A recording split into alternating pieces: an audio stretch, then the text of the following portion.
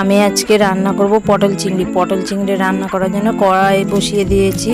কড়াই গরম হয়ে গেছে, কড়াইয়ে তেল দিয়ে দিয়েছি, তেলও গরম হয়ে গেছে। এবার চিংড়ি মাছটাকে ভেজে নেব।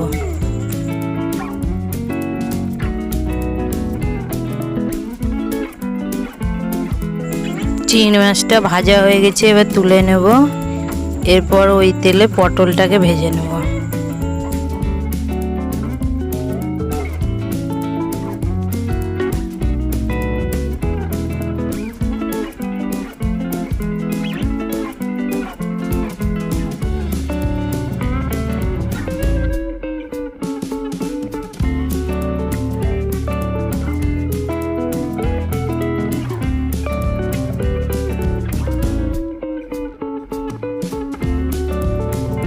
পটল ভাজা হয়ে গেছে, এবার পটলটাকে তুলে নেব। এবার একটু তেল দিয়ে দেব, দিয়ে তেলটা গরম হলে আলুটাকে ভেজে নেব।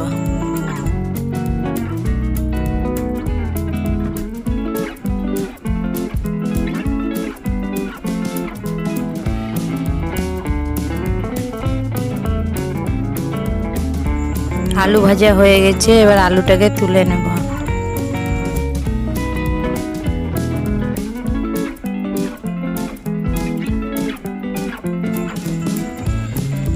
এবার লবঙ্গ, এলাচ, তেজপাতা আর গোটা জিরে দিয়ে দেব তেলে।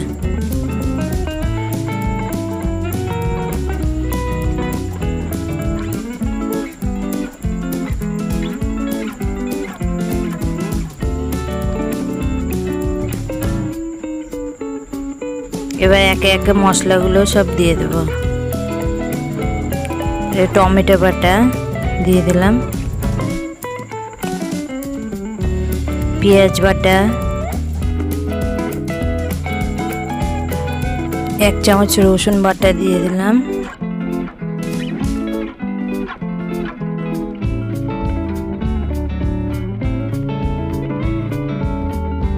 শুকনো লঙ্কা বাটা 1 চামচ, আদা বাটা 1 চামচ,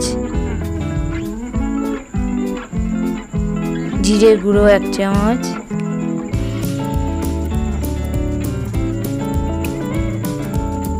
লবণ 1 চামচ বড় চামচের,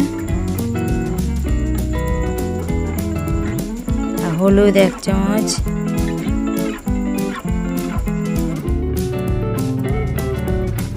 মশলাটা ভালো করে কষিয়ে নেব।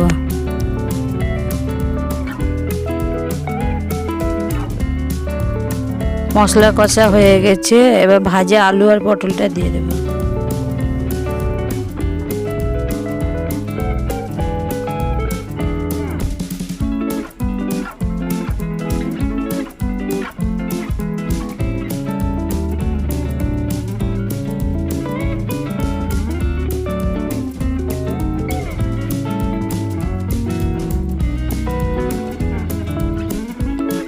এবার জল দিয়ে দেব।